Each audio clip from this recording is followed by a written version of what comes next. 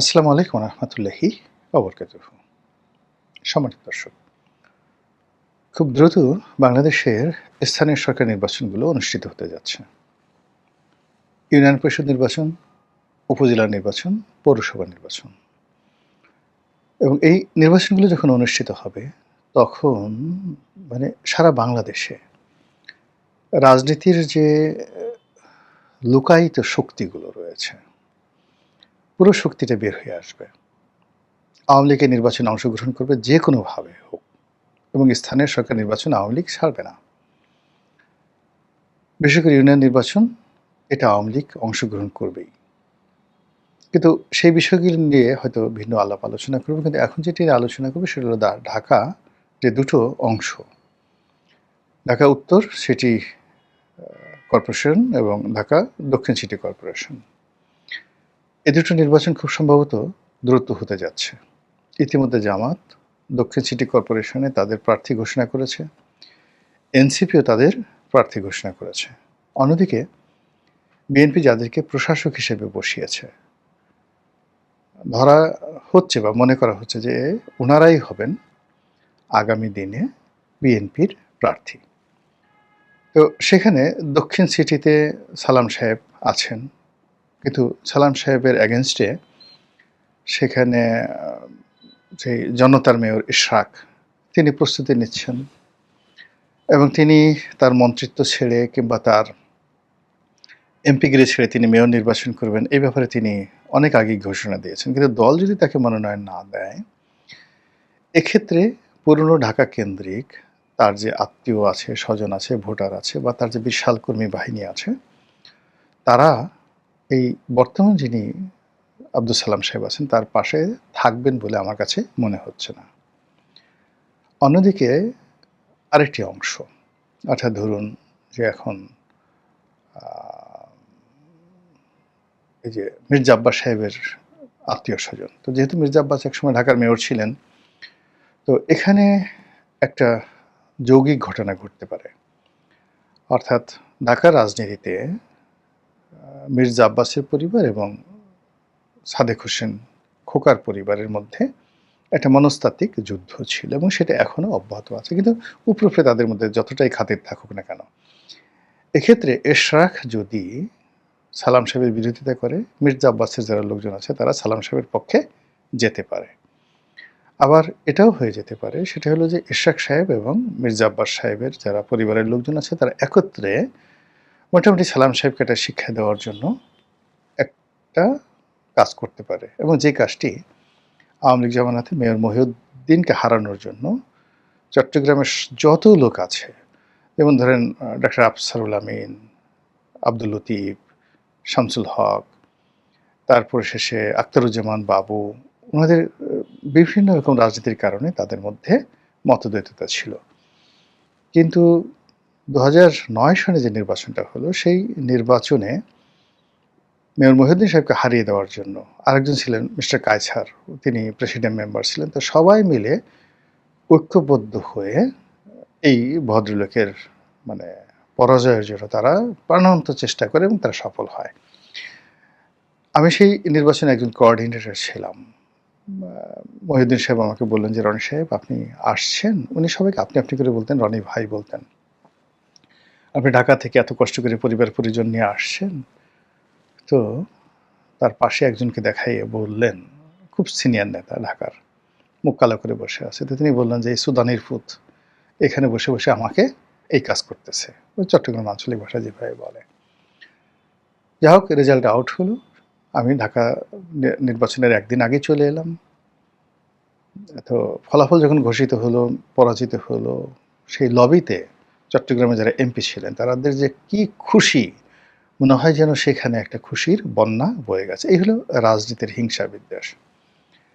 অন্যদিকে আপাত দৃষ্টিতে যেটা মনে হচ্ছে যে এনসিপি এবং জামাতের মধ্যে যে ঐক্য আছে, সেখানে এনসিপি আসিফ মাহমুদ সজীব ভুঁইয়াকে ঢাকার মেয়র করতে চাচ্ছে। কিন্তু আসলে ঢাকার মেয়র হবে আসিফ মাহমুদ সজীব ভুঁইয়া বা এনসিপির ইভেন হাসনাত বা যারা সংসদ সদস্য হয়েছে, আমাদের সমাজে এখন এদেরকে কোনো এক্সিকিউটিভ পদে পাবলিক রিপ্রেজেন্টেটিভ হিসেবে তাদেরকে গ্রহণ করবে, এটা এখনো পর্যন্ত আমরা মেনে নিতে পারছি না।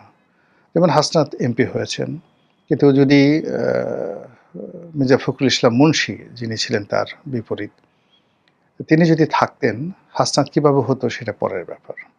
আবার নাহিদ সংসদ সদস্য হয়েছে, তো তাকে ইঞ্জিনিয়ারিং করে সেখান থেকে নির্বাচিত করে আনা হয়েছে। সে জনগণের ভোটে হয়নি। এটা এখন বলতে গেলে সবার কাছে ওপেন সিক্রেট।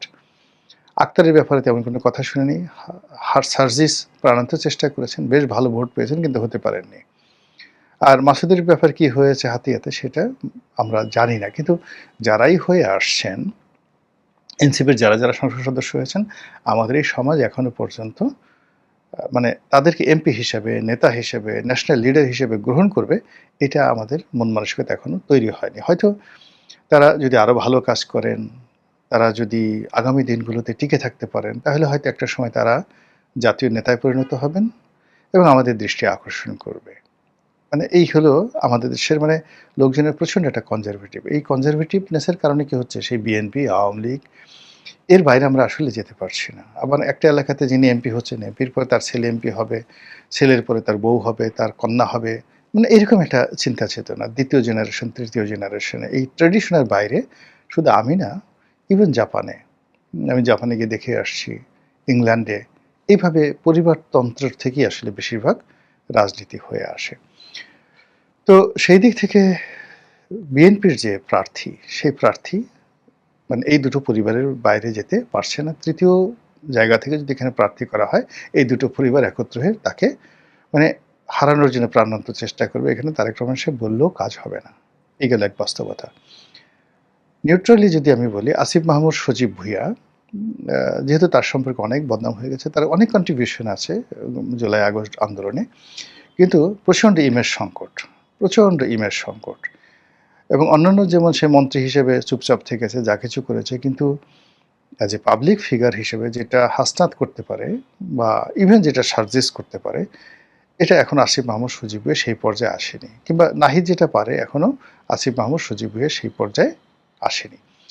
ফলে তাকে প্রার্থী করা মানে হারার সম্ভাবনা।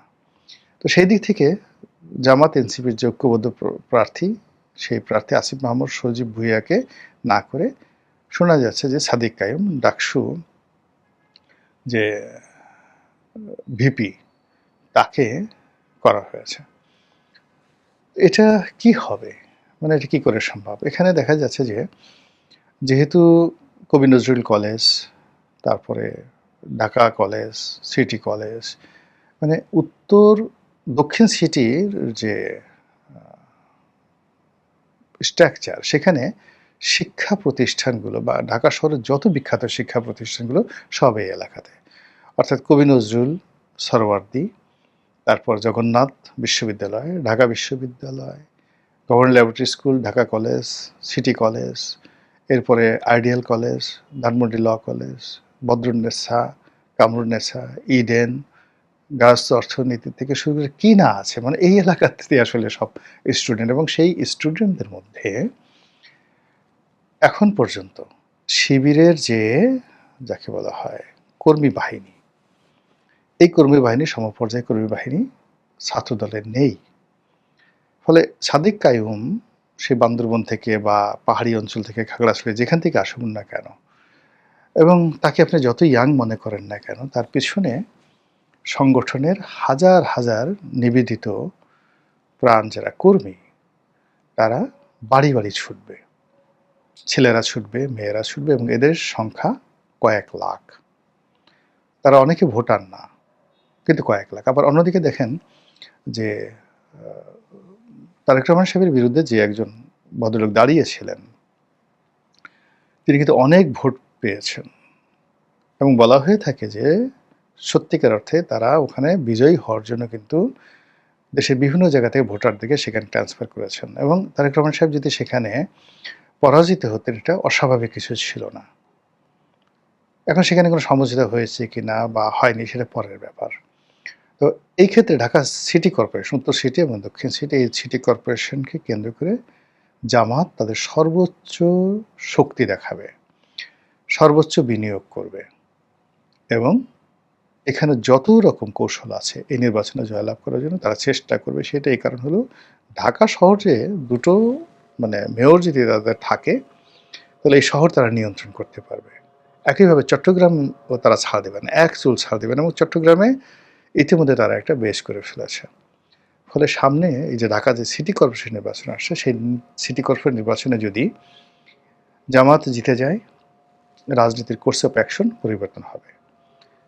যদি বিএনপি জিতে যায় তাহলে একরকম, আর যদি বিএনপি পরাজিত হয় তাহলে আর একরকম।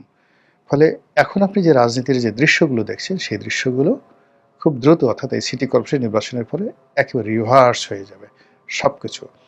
আর এর মধ্যে আওয়ামী লীগের যারা ভোটার রয়েছে সেই আওয়ামী লীগের ভোটাররা এবার খুব মানে ম্যাথমেটিক্স ব্যবহার করে, অঙ্ক ব্যবহার করে তারা প্রাণান্ত চেষ্টা করবে খেলার জন্য এবং সেই খেলাটা হবে বিএনপির সঙ্গে, জামাতের সঙ্গে, এনসিপির সাথে যাতে একটা সম্পর্ক নষ্ট হয়ে যায়। রাজনীতির প্রতিদ্বন্দ্বিতা হয়, রাজনীতির মাঠ ঘোলা হয় এবং সেই ঘোলা পানিতে আওয়ামী লীগ মাছ শিকার করার চেষ্টা করবে। মহান আল্লাহ ভালো জানেন। আমাদের সবাইকে হেদায়েত দান করুন এবং হেফাজত করুন। আসসালামু আলাইকুম ওয়া রাহমাতুল্লাহি ওয়া বারাকাতুহু।